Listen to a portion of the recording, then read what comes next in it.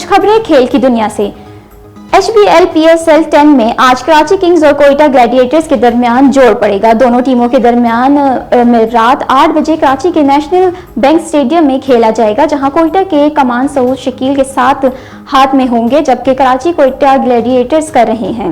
Event में Islamabad United 3 फतुहात के साथ पहली पोजीशन पर काबिज रहे हैं। लाहौर कलंदर के 3 मैचेस में 4 पॉइंट्स और टेबल पर दूसरा नंबर है। मुल्तान सुल्तान और पेशावर ज़ल्मी की टीमें अभी तक कोई मैच नहीं जीत सकी, इसलिए पॉइंट्स टेबल पर पहुंचे हैं। याद रहे कि गुज़िश्ता रोज पाकिस्तान सुपर लीग के 10वें एडिशन में कोई मैच शेड्यूल नहीं था और साबिक कप्तानी लेजेंडरी बैटर जावेद मियांदाद ने शारजा के मैदान में लगाए गए तारीखी छक्के को 39 बरस मुकम्मल हो गए।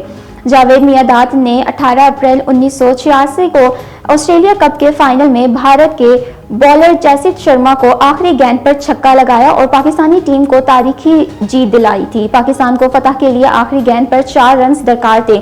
तारीखी छक्के ने पाकिस्तान को ऑस्ट्रेलिया कप का टाइटल जितवाया। शौकीन क्रिकेट जावेद मियांदाद के छक्के को 39 बरस बाद भी ना भूल पाए। ऑस्ट्रेलिया जूनियर ओपन स्कॉटशिप में पाकिस्तान के 4 खिलाड़ियों ने टाइटल अपने नाम कर लिया। गर्ल्स अंडर 13 और गर्ल्स अंडर 17 का टाइटल 2 बहनों महानूर और महविश अली के नाम रहा, जबकि अंडर 13 के फाइनल में महानूर अली ने रिकवरी को बताया 11-2, 11-5 और 11-6 से शिकस्त दी। महानूर की बड़ी बहन महविश ने अंडर 17 का टाइटल अपने नाम किया, जबकि महविश ने एड्रियन एल्मा को 11-5, 11-5 और 11-7 से शिकस्त दी।